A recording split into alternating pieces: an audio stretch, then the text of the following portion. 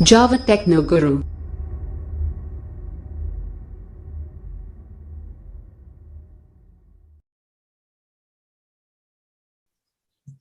देखिए, database and SQL structured Curie language होता है। एसक्यूएल का फुल फॉर्म क्या होता है? Structured Curie language. ओके,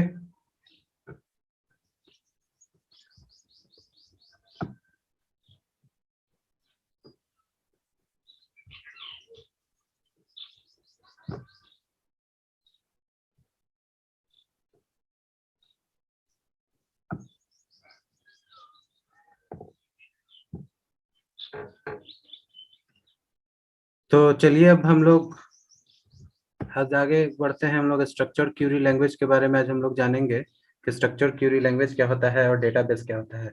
तो प्रीवियस क्लासेस तक हम लोग बूलियन अलजेब्रा देखे। आज हम लोग को डेटाबेस एंड एसक्यूएल के बारे में जानना है। डेटाबेस एक्चुअली हम आपको बता दें, अभी तक आप लोग जो भी नॉर्मली जो देख रहे हैं, अभी आप अपने जनरल लाइफ में बहुत सारे ऐसे चीज यूज करते हैं जिसमें आप डेटाबेस का यूज कर रहे हैं, लेकिन आपको डेटाबेस के बारे में जानकारी नहीं है कि व्हाट इज दिस, डेटाबेस होता क्या है।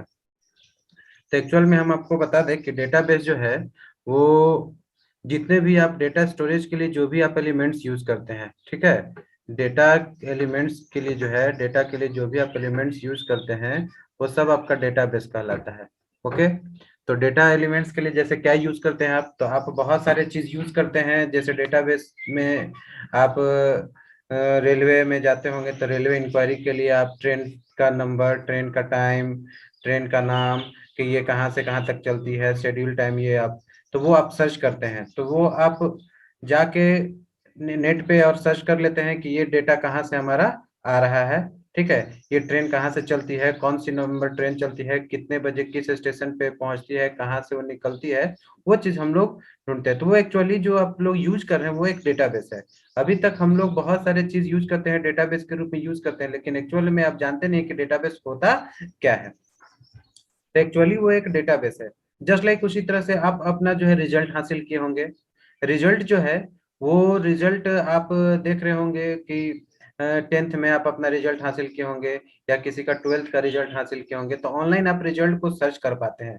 ऑनलाइन क्या होता है कि रोल नंबर रोल कोड डालते हैं, सबमिट करते हैं, आपका रिजल्ट आके आ जाता है। तो एक्चुअली में उस वो जो रोल नंबर और रोल कोड डाल रहे हैं वो सर्च के लिए ऑप्शन दिया, लेकिन जो रिजल्ट में आपका नाम, फादर्स नेम, स्कूल का नाम, कॉलेज का नाम, total subject, subject wise marks, ये टोटल चीज जो आपको मिल रहा है वो एक्चुअली जो बनाया गया है, वो देखते होंगे कि रो और कॉलम में बना होता है, वो एक्चुअली टेबल का रहता है। तो एक्चुअल में वो आप समझ लीजिए कि वो डेटाबेस ही है।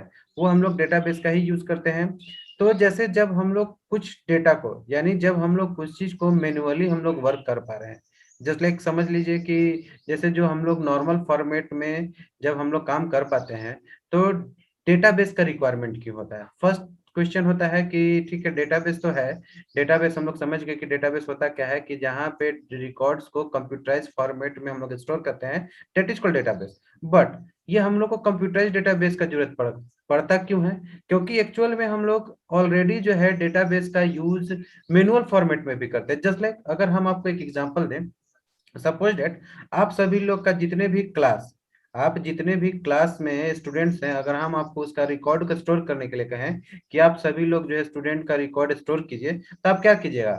कॉपी निकालते हैं, कॉपी में कॉलम का लाइन ड्रॉ करते हैं, ठीक है, लाइन ड्रॉ करने के बाद उसमें आप डेटा तैयार करेंगे, जैसे हेडिंग बनाएंगे, नेम के लिए, फादर्स नेम के लिए, रोल नंबर, क्लास, सब्जेक्ट या स्ट्रीम कर सकते हैं, ठीक है, अगर डेट ऑफ बर्थ लिखना है तो डेट ऑफ बर्थ लिखते हैं, कॉन्टैक्ट नंबर लिखना है तो कॉन्टैक्ट नंबर लिखते हैं, ये सब हम लोग कॉलम बनाते हैं और उसमें रिकॉर्ड को स्टोर करते हैं। तो एक्चुअल में वो देखा जाए तो वो जो है आपका मैनुअल फॉर्मेट में रिकॉर्ड है।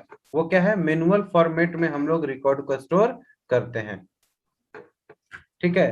तो मैनुअल फॉर्मेट में जो हम लोग रिकॉर्ड स्टोर कर रहे हैं, कि आपका मैनुअली जो हम लोग रिकॉर्ड को स्टोर कर पा रहे हैं, तो मैनुअल फॉर्मेट में यानी रजिस्टर वाइज हम लोग एंट्री करते हैं और रजिस्टर में हम लोग वो रिकॉर्ड को लिख सकते हैं। लेकिन जब मैनुअली, इसी को मैनुअल फॉर्मेट बोलते हैं। मैनुअल फॉर्मेट मतलब कोई भी व्यक्ति जो है उस डेटा को यूज करके जो है वो आपका मैनुअली जो है रिकॉर्ड को स्टोर करने का काम करता है। तो जब हम लोग मैनुअली रिकॉर्ड को स्टोर कर सकते हैं एक्चुअल में, जब मैनुअली हम लोग किसी भी रिकॉर्ड को स्टोर कर सकते हैं तो फिर कंप्यूटराइज्ड डेटाबेस का जरूरत क्यों पड़ा?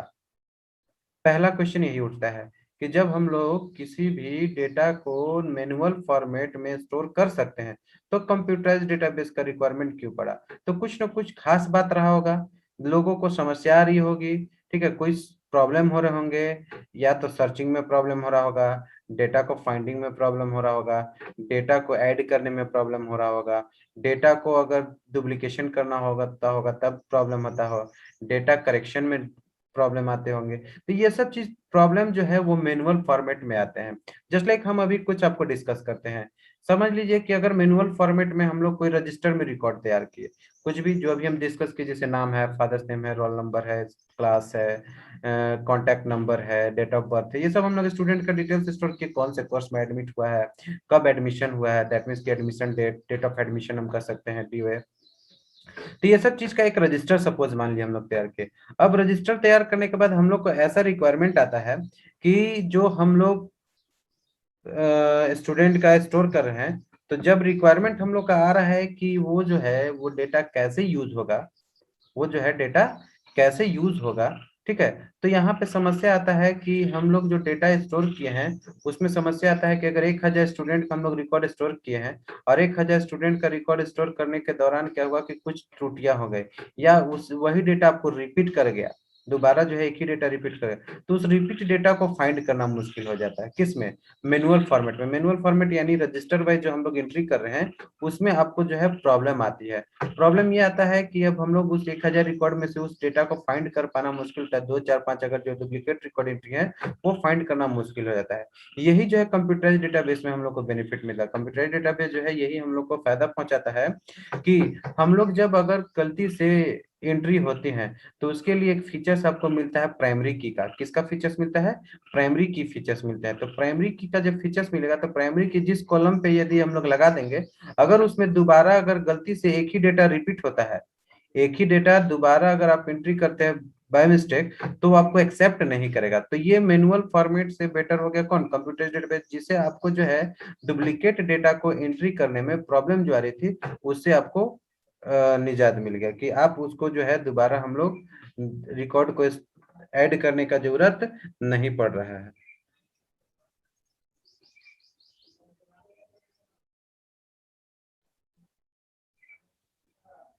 ओके, तो ये कुछ समस्या आ रहा था जो कंप्यूटराइज्ड डेटाबेस में हम लोग को समस्या आता है। तो कंप्यूटराइज्ड डेटाबेस में जो है वो मैनुअल फॉर्मेट से ये हम लोग को बेनिफिट मिल गया कि हम लोग जो है वो कैसे कंप्यूटराइज्ड डेटाबेस जो है वो कैसे हम लोग यूज करेंगे कि जिससे ये डुप्लीकेशन ऑफ डेटा से हम लोग निजात पा गए। ठीक है, ये कंप्यूटराइज्ड डेटाबेस का एक रिक्वायरमेंट था जिससे हम लोग क्या कर सकते हैं कि ये जो है डुप्लीकेशन ऑफ डेटा से रिमूव।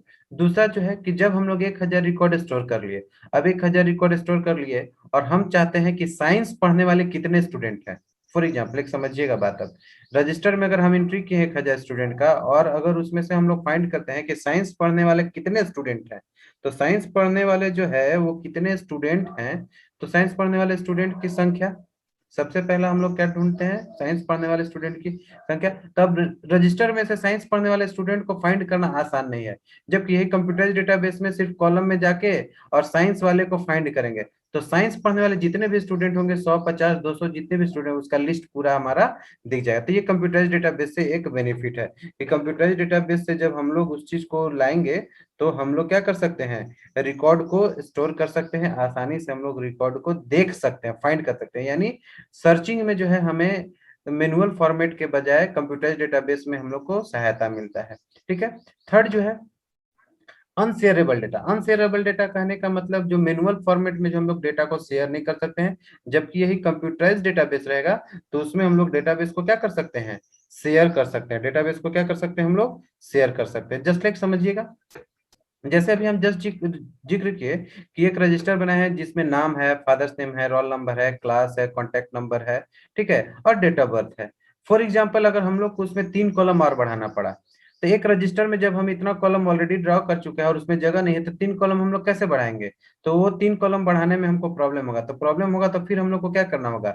नया एक रजिस्टर लेना होगा और नया रजिस्टर में जाके और फिर से हम लोग को रिकॉर्ड को जो है उसमें ऑलरेडी स्टोर करना होगा। ठीक है। और जो ऑलरेडी स्टोर है एक रजिस्टर में, उसी रिकॉर्ड को फिर से कॉपी करना होगा। दैट मीन्स कि फिर से हम लोग को लिखना पड़ेगा और फिर उसमें 3 कॉलम अलग से ड्रॉ करके और नए रिकॉर्ड को हम लोग को एंट्री करना होगा जो 3 कॉलम का है। तो इसमें क्या होगा कि जो 1000 रिकॉर्ड का ऑलरेडी हम लोग रजिस्टर बनाए हैं, उससे हम लोग को फिर से दोबारा एक रजिस्टर बनाना पड़ेगा जिसमें हम लोग को फिर से रिकॉर्ड लिखना पड़ेगा और उसके अलावा 3 रिकॉर्ड को और देना होगा। जबकि यही जो है कंप्यूटर डेटाबेस में हम लोग को बेनिफिट मिलता है कि हम लोग डेटा को शेयर कर सकते हैं। शेयर करने का मतलब कि जो डेटाबेस ऑलरेडी हम लोग बनाए हैं, जो डेटाबेस ऑलरेडी हम लोग बनाए हैं, उस डेटाबेस को क्या करेंगे, सिर्फ कॉपी करेंगे और पेस्ट कर देंगे। जब कॉपी करेंगे और पेस्ट कर देंगे तो जैसे ही पेस्ट करेंगे तो पेस्ट करने के बाद सेकेंडों में वो 1000 डेटा का जो है रिकॉर्ड जो है एक सेकेंडों में जो है दूसरा उसका एक फाइल बन जाएगा। अब दूसरा फाइल बन जाएगा, उसमें हम लोग 3 कॉलम अलग से ऐड करके और जो 3 कॉलम का सिर्फ रिकॉर्ड है वो एंट्री करना पड़ेगा कंप्यूटराइज्ड डेटाबेस में। तो ये कंप्यूटराइज्ड डेटाबेस का हम लोग का बेनिफिट है कि हम लोग जो है रिकॉर्ड को जो है आसानी से शेयर कर सकते हैं। ठीक है, नेक्स्ट जो पॉइंट आता है इनसिक्योर डेटा, डेटा सुरक्षित नहीं होना। जैसे जब मैनुअल फॉर्मेट में रजिस्टर में हम लोग जब डेटा एंट्री किए हैं, अगर कोई भी रजिस्टर में हम कोई भी चीज लिखे हुए हैं, सपोज अगर आपके सामने हम वो रजिस्टर छोड़ दिए तो आप सभी लोग में से कोई भी जो है वो रिकॉर्ड को देख सकता है। आप सभी लोग में से कोई भी जो है उस रिकॉर्ड को देख सकता है। तो देख सकता है, क्यों देख सकता है? क्योंकि रजिस्टर है, रजिस्टर में कोई लॉक नहीं लगा हुआ है। अब कोई लॉक नहीं लगा हुआ है तो रजिस्टर आपके सामने आया और आप रजिस्टर जैसे ही सामने आया तो आप उस रजिस्टर को आसानी से देख सकते हैं। तो जब उस रजिस्टर को आप आसानी से देख सकते हैं तो आप जब जैसे ही आपके पास रजिस्टर सामने खुलेगा तो आप उस रजिस्टर में जो भी डिटेल्स होगा उसको आप आसानी से देख सकते हैं, यानी वो सिक्योर नहीं हुआ। सिक्योरिटी पर्पज से उसमें समस्या है कि उसको हम बचा के नहीं रख सकते हैं। अब यही कंप्यूटराइज्ड डेटाबेस में बेनिफिट है कि हम उस डेटाबेस को पासवर्ड प्रोटेक्शन, पासवर्ड से प्रोटेक्ट कर सकते हैं। अब पासवर्ड से जब प्रोटेक्ट कर सकते हैं तो पासवर्ड से प्रोटेक्ट करने के लिए हम लोग पासवर्ड जैसे ही डाल देंगे, अगर सपोज मेरा लैपटॉप छूट भी गया या मेरा कंप्यूटर आपके सामने खुला हुआ भी है और वो पासवर्ड प्रोटेक्टेड है, तो क्या आप खोल पाएंगे उसको? नहीं खोल पाएंगे। तो नहीं खोल पाएंगे यानी ये डेटा का क्या हो गया, सिक्योरिटी हो गई। हम लोग अपने डेटा को क्या कर सकते हैं, यहाँ पे सिक्योर कर सकते हैं। डेटा को क्या कर सकते हैं हम लोग, सिक्योर कर सकते हैं। तो ये कुछ कुछ बेनिफिट्स हैं जो डेटाबेस हम लोग मैनुअल फॉर्मेट में यूज करते हैं और कंप्यूटराइज्ड डेटाबेस में जो यूज कर रहे हैं उसमें हम लोग को जो है ये बेनिफिट मिल जाता है। तो ये था आपका डेटाबेस और उससे होने वाले यूजेस, यानी क्या समस्या आ रहा था मैनुअल फॉर्मेट में हम लोग को यूज करने के लिए और क्यों कंप्यूटराइज्ड डेटाबेस का जरूरत पड़ा। तो उसके लिए हम लोग को यहाँ पे ऑप्शंस मिल जाते हैं कि हम लोग कंप्यूटराइज्ड डेटाबेस का यूज कर सकते हैं। ओके, अब बात आ रही है कि ठीक है डेटाबेस तो हम लोग जान जाएंगे, डेटाबेस जान जाएंगे तो डेटाबेस को बनाएंगे कैसे। तो आप लोग के सिलेबस में जो है वो डेटाबेस को क्रिएट करने के लिए एसक्यूएल नाम का एक लैंग्वेज दिया गया है। एसक्यूएल नाम का लैंग्वेज जिसका नाम है स्ट्रक्चर्ड क्यूरी लैंग्वेज। क्या नाम है आपका? Structured Curie language. जो डेटाबेस को हम लोग यहाँ पे यूज कर रहे हैं वो स्ट्रक्चर्ड क्यूरी लैंग्वेज के जरिए जो है वो हम लोग यहाँ पे डेटा का यूज कर सकते हैं। ओके, तो डेटाबेस को हम लोग यूज कर सकते हैं स्ट्रक्चर्ड क्यूरी लैंग्वेज। देखिए पूरा फुल फॉर्म है स्ट्रक्चर्ड क्यूरी लैंग्वेज। ओके, तो स्ट्रक्चर्ड क्यूरी लैंग्वेज जो है स्ट्रक्चर्ड क्यूरी लैंग्वेज के जरिए हम लोग डेटाबेस को कंप्यूटराइज फॉर्मेट में बना सकते हैं। हम लोग प्रैक्टिकली देखेंगे भी कि स्ट्रक्चर्ड क्यूरी लैंग्वेज के जरिए कैसे डेटाबेस को बनाएंगे, कैसे उसमें टेबल बनेंगे, कैसे रो बनेंगे, कैसे कॉलम बनेंगे, इसके बारे में जानेंगे। तो चलिए अब डेटाबेस में हम लोग को पढ़ना कौन कौन से है, कौन कौन से टॉपिक पे डिस्कस करना है, इसके बारे में अब हम लोग जानेंगे कि डेटाबेस में हम लोग को पढ़ना क्या क्या चीज है और किसके बारे में जानना है। ओके, तो चलिए आइए देखते हैं आगे कौन कौन से टॉपिक के बारे में जानना है हम लोग को। तो देखिए जो सबसे पहले जो हम लोग को डिस्कस करना है अबाउट डेटाबेस। अबाउट डेटाबेस जो अभी हम थोड़ा बहुत डिस्कस किए आपको डेटाबेस के बारे में कि डेटाबेस होता क्या है, उसमें हम लोग कैसे वर्क करते हैं, क्या क्या आपको बेनिफिट्स होते हैं, यानी एडवांटेज डिसएडवांटेज के बारे में जिक्र किए। तो ये अबाउट डेटाबेस के बारे में जानना है।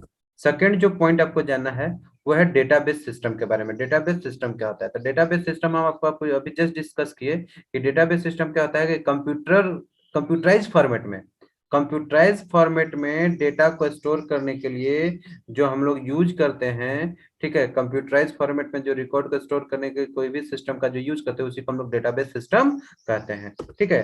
थर्ड जो पॉइंट हम लोग को जानना है वो है रिलेशन। रिलेशन को ही हम लोग क्या बोलते हैं, टेबल भी बोलते हैं।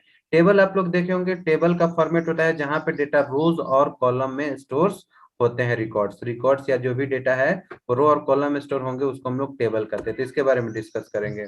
नेक्स्ट जो पॉइंट है वो है टपल्स। टपल्स जिसको हम लोग रो कहते हैं। रो हॉरिजॉन्टल फॉर्मेट में जहां रिकॉर्ड होता है उसको रो कहते हैं, ठीक है।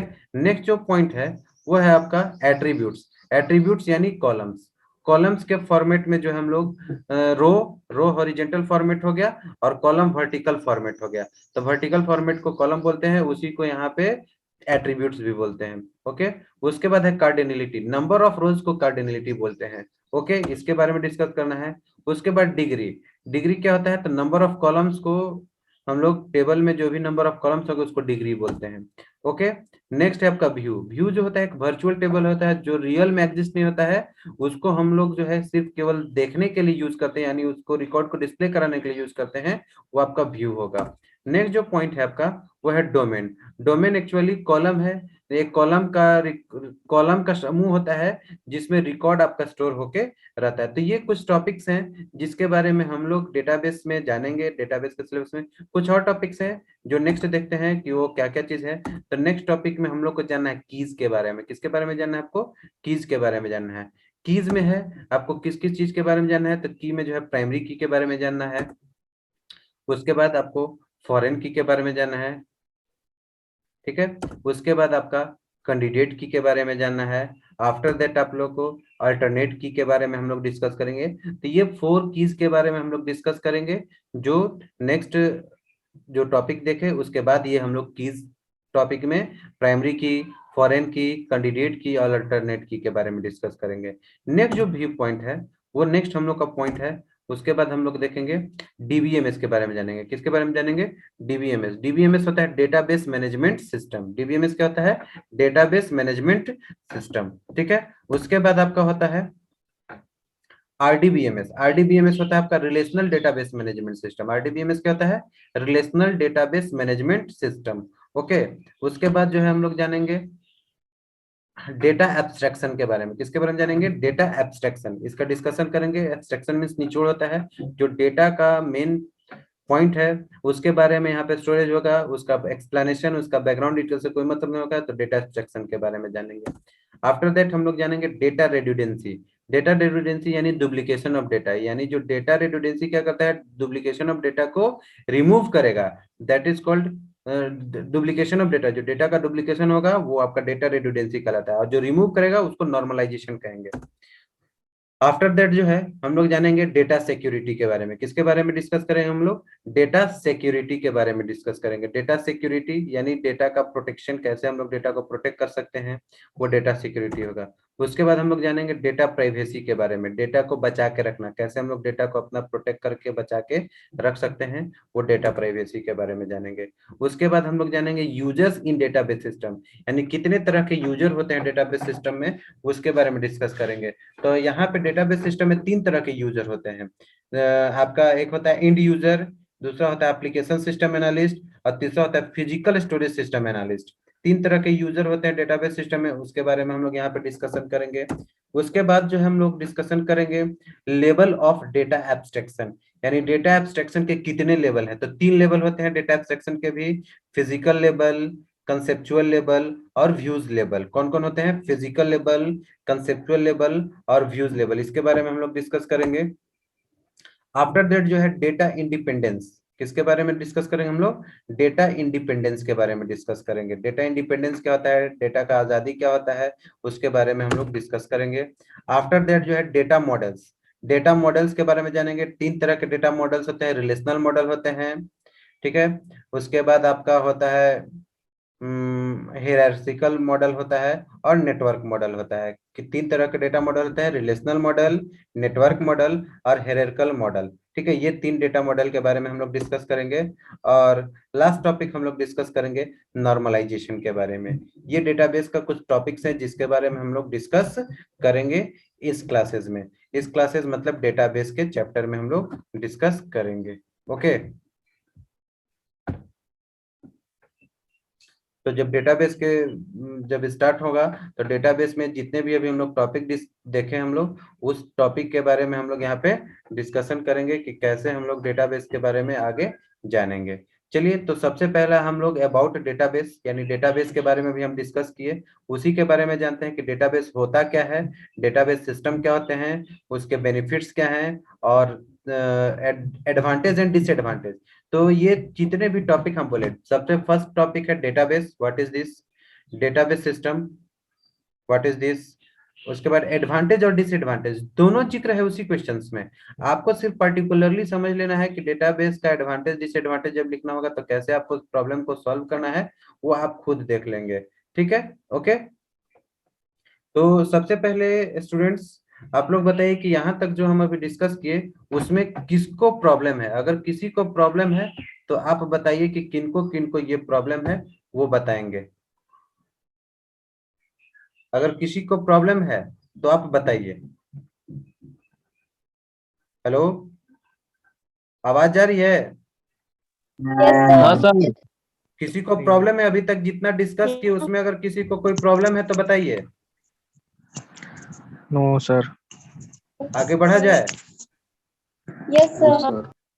चलिए, ओके। सर तो कल वाला जो प्रोडक्ट ऑफ सम फॉर्म था उसको अब छोड़ देना है वहीं पे। क्या प्रोडक्ट ऑफ सम फॉर्म?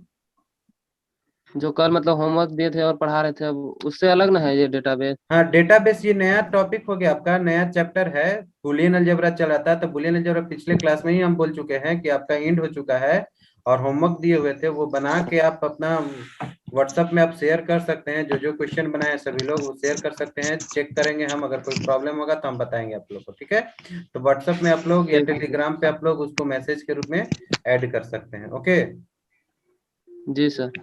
ठीक है। तो यहाँ तक किसी को कोई प्रॉब्लम? No sir. हाँ, बोलिए।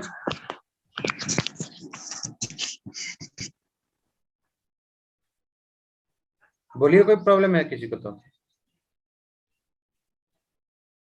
चलिए, तो आगे हम लोग अब बढ़ते हैं।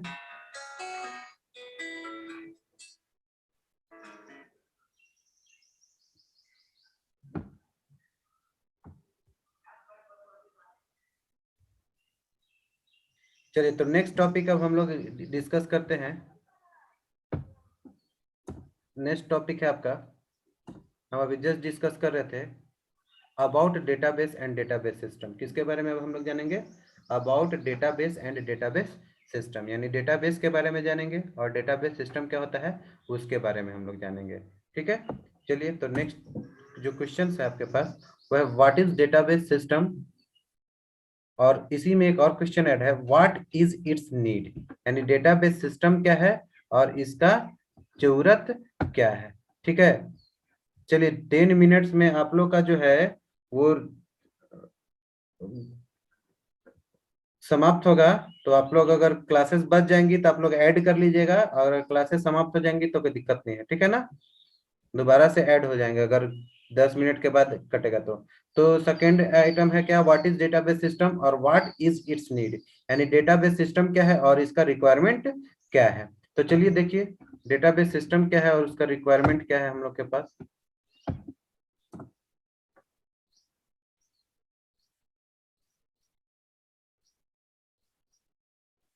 तो देखिए, सबसे पहले हम लोग के पास जो क्वेश्चन है what is database system, para के ऊपर जो है व्हाट इज डेटाबेस सिस्टम के बारे में आपका लिखा हुआ है, और उसके बाद व्हाट इज इट्स नीड, उसके सेकंड पैरा में जो है व्हाट इज इट्स नीड, जिसका जरूरत क्या है उसके बारे में आपको यहाँ पे डिस्कस किया गया है। तो देखिए यहाँ पे सबसे पहले क्या कह रहा है कि the collection of interrelated data is called database, यानी collection of interrelated data, यानी इंटर रिलेटेड डेटा जो डेटा आपका रिलेशन है, यानी जो जिस चीज का हम डेटाबेस बनाना है उससे जो डेटा आपका उससे रिलेटेड जो डेटा स्टोर होगा that is called database. Just like अगर हम बोले कि स्टूडेंट के लिए आपको रिकॉर्ड स्टोर करना है तो स्टूडेंट से रिलेटेड जो भी रिकॉर्ड्स होंगे एक टेबल के फॉर्मेट में स्टोर होगा, वो डेटाबेस कहलाएगा। जस्ट लाइक अभी हम जस्ट डिस्कस कर रहे थे कि एक स्टूडेंट के लिए जो भी हम लोग को जरूरत होगा वो हम लोग यहाँ पे डिस्कस कर सकते हैं। ठीक है, तो जो भी स्टूडेंट हैं हमारे पास कि जो एक स्टूडेंट का टेबल बनाएंगे, एक स्टूडेंट के टेबल में जो भी रिक्वायरमेंट होगा हम लोग का। सर क्वेश्चन नहीं दिख रहा है। क्या चीज क्वेश्चन? क्वेश्चन सर जो आप बोल रहे हैं वो नहीं दिख रहा है स्क्रीन पर। स्क्रीन पे नहीं दिख रहा है क्वेश्चन? No sir. देखिए ये सब टॉपिक अभी अभी डिस्कस हुआ। क्वेश्चन दिख रहा है बाबू? देखिए क्वेश्चन आया, व्हाट इज डेटाबेस सिस्टम और व्हाट इज इट्स नीड, है? Yes, दिख रहा sir. दिख रहा है ना? Yes, sir. यस सर अभी दिख गया सर। तो वो पहले भी दिख रहा था, आप ठीक से देखिए, पहले ठीक से देखा कीजिए आप लोग, ठीक है? तो व्हाट इज डेटाबेस सिस्टम और what is its need. Database system क्या है और उसका रिक्वायरमेंट क्या है। तो हम अभी जस्ट डिस्कस किए कि डेटाबेस सिस्टम और उसका रिक्वायरमेंट। तो कह रहा है कि the collection of interrelated data, collection of interrelated data, the collection of interrelated data is called database. ठीक है ना? यानी डेटाबेस क्या होता है? तो collection of interrelated data होता है। ठीक है?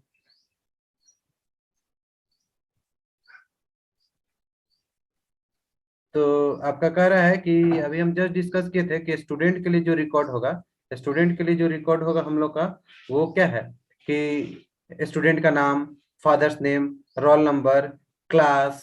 ओके, तो जो भी ये सब चीज रिकॉर्ड है एक टेबल के फॉर्मेट में स्टोर होगा, दैट इज कॉल्ड डेटाबेस। तो इंटर रिलेटेड मतलब क्या? स्टूडेंट का अगर डेटाबेस है तो स्टूडेंट से ही रिलेटेड डेटा को स्टोर करेगा। And the database system is computer based record keeping system. और जो डेटाबेस सिस्टम क्या है वो कंप्यूटर बेस्ड यानी कंप्यूटर पर आधारित रिकॉर्ड को स्टोर करने का एक माध्यम है। कौन? डेटाबेस।